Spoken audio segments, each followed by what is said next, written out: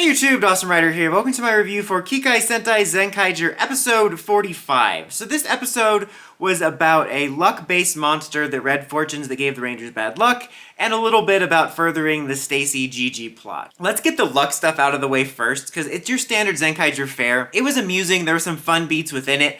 As I've mentioned before, I'm just kind of over this, especially as we head into the end game. And something I found frustrating about this episode is that, like, the A plot was this kind of just silly plot, and then the most interesting part of the episode and the most interesting part of the overall plot amounted to like 3 or 4 minutes of screen time. It's weird for me because I don't think this is objectively a bad show with this stuff. I'm just kind of sick of it, mainly because we're getting to the end game and I just find it a little bit extra tiresome right now. But as far as the luck stuff goes, the monster gave people and the Rangers bad luck. You know, it led to some amusing bits within it, and some clever, like, uses of the Sentai gears. They used the Q-Ranger one, because, you know, get it, lucky, which is clever. And then they used the Zen Roku thing to summon some of the soulless suits.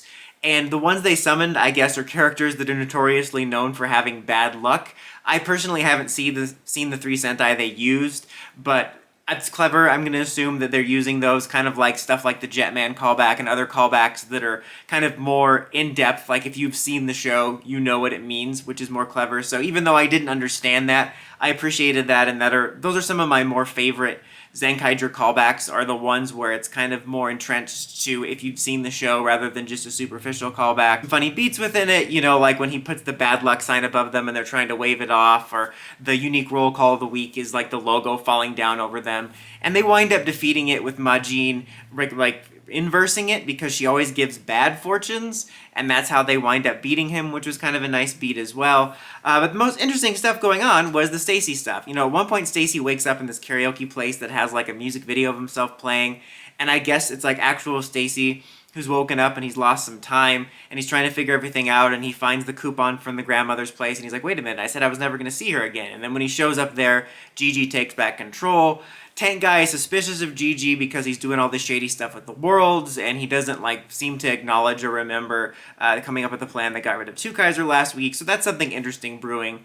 And then at the end of the episode, during the mecha battle, not Stacy, Gigi winds up like disintegrating the monster of the week, like, imprint on the robot, and then they defeat the robot, but they're like, oh, how'd you do that? He's like, oh, because I'm the creator of these worlds. I should probably tell you that. So that was an interesting beat to leave off on. Like, the most interesting stuff was the Stacy Gigi stuff. It was interesting to see Stacy again.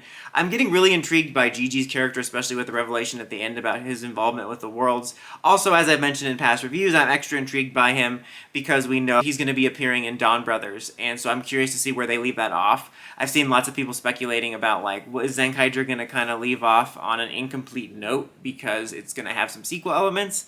I kind of get the feeling it'll end on, like, a sort of satisfactory note, but with a little bit of a teaser cliffhanger of maybe Gigi escaping or something, but we'll have to see.